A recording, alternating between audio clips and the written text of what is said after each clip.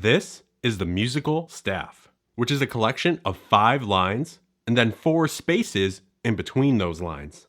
And this is where all of the notes that we play in music will be placed, either on a line or in a space.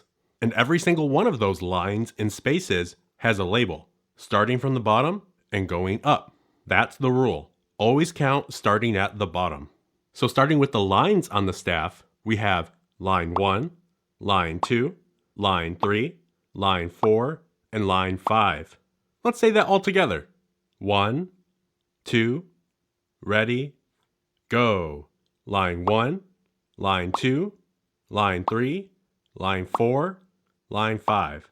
Going over to the spaces on the staff now, we have space 1, space 2, space 3, and space 4. Let's say that all together. 1, 2, ready, go. Space 1, space 2, space 3, space 4.